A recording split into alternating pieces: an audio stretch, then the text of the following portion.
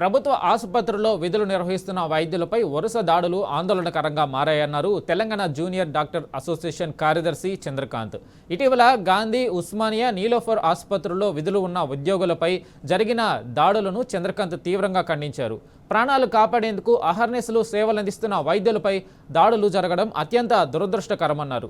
వైద్యుల భద్రత కోసం ఆసుపత్రుల్లో సీసీ కెమెరాలు, 24 గంటల భద్రత, కఠిన చర్యలు అమలు చేయాలంటున్న తెలంగాణ జూనియర్ డాక్టర్స్ అసోసియేషన్ కార్యదర్శి చంద్రకాంత్తో మా ప్రతినిధి అరవింద్ ఫేస్ టు ఫేస్. లో కూడా నిలోఫర్ కానీ, అటు గాంధీ కానీ, ఉస్మానియా కానీ ఇలాంటి హాస్పిటల్లో కూడా వైద్యులపై కూడా దాడులు జరుగుతున్నాయి. అసలు ప్రభుత్వం వీటి దాడులపైన కూడా ఎందుకు కట్టడి చేసేలేదు? గతంలో అనేక మంది వైద్యులు కూడా రోడ్ల మీదకి వచ్చి కూడా విధులు బహిష్కరించి కూడా ప్రభుత్వానికి వ్యతిరేకంగా నినాదాలు ఇస్తూ రక్షణ చట్టం కావాలంటూ కూడా అనేక సార్లు కూడా మొరుపెట్టుకున్నారు. అసలు ప్రభుత్వం ఎందుకు పట్టించుకోవట్లేదు అంటూ కూడా వారు ఆవేదన వ్యక్తం చేస్తారు. మనతో టీ జూడా సెక్రటరీ చంద్రకాంత్ గారు ఉన్నారు. వారిని అడిగి తెలుసుకుందాం. ప్రధానంగా ఏదైతే డాక్టర్ల పైన కూడా ఇటీవల అనేకంగా దాడులు జరుగుతున్నాయి. అసలు ప్రభుత్వం కూడా పట్టించుకునే పరిస్థితి కూడా లేదు. అంటే నిజంగా ప్రభుత్వానికి చిత్తశుద్ధి ఉంటే డాక్టర్ల పైన నూతన రక్షణ చట్టం తీసుకురావాలంటూ కూడా అనేక మంది వైద్యులు కూడా డిమాండ్ చేశారు. దానికి మీరేమంటారు? రక్షణ చట్టాలు అనేటివి కేవలం బిల్లులు పెట్టే వరకే చట్టసభల్లో ముందుకు పోతున్నాయి, కానీ అది పాస్ అవుతున్నాయా లేదా అనేది కూడా కరెక్ట్గా బయటికి రావడం లేదు. అది పాస్ అవుతున్నాయి, మేము గవర్నమెంట్ డాక్టర్లకి మంచి ప్రొటెక్షన్ ఇస్తున్నామని గవర్నమెంట్ చెప్తుంది.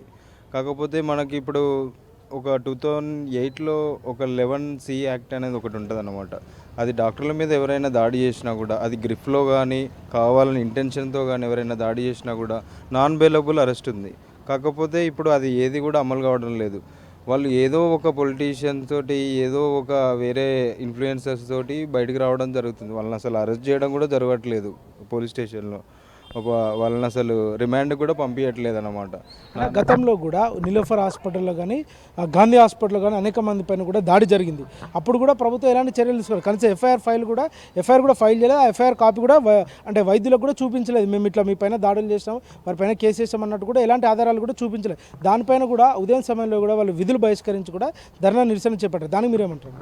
గాంధీలో ఎఫ్ఐఆర్ అనేది మ్యూచువల్గా అది క్లోజ్ అయిపోయింది. ఎఫ్ఐఆర్ ఫైల్ కాలేదు. అది వాళ్ళిద్దరు మ్యూచువల్ క్లోజ్ అయిపోయింది అన్నమాట. ఎఫ్ఐఆర్ ఫైల్ చేయలేదు, ఎవరు ఆపారు అనేది అబద్ధం. అది నీలోఫర్ పరిస్థితి ఏంటన్నా? నీలోఫర్లో మేము ఎఫ్ఐఆర్ ఫైల్ చేసాము. ఆ రోజు సెకండ్ డే మనకు 30th రోజు అట్లా 7th రోజు అలా జరిగింది అనుకుంటా. లాస్ట్ మంత్ 6th రోజు అనుకుంటా జరిగింది. లాస్ట్ మంత్ June 6th రోజు జరిగితే మనకు 8th 9th మనకి ఏఎస్పీ సార్ వచ్చారు, సార్ ప్రశాంత్ సార్ వాళ్ళు వచ్చేసి మనకు అసూరెన్స్ ఇచ్చారు. ఈవినింగ్ కల్లా అరెస్ట్ చేశారు. తర్వాత అది ప్రోగ్రెస్ అని ఎటుపోయింది, కోర్టులో ఎలా సబ్మిట్ చేశారు, ఆ కేసు గురించి మనకి ఇప్పటివరకు ఎటువంటి డీటెయిల్స్ లేవన్నా. చివరిగా అటు వైద్యుల తరపు నుండి కూడా, టీ జూడా తరపు నుండి కూడా ప్రభుత్వానికి ఏ విధంగా తెలియజేస్తారో, రానున్న అసెంబ్లీలో కూడా ఇలాంటి బిల్లు పాస్ చేయాలంటూ కూడా మీరు డిమాండ్ చేసే అవకాశాలు ఉన్నాయా?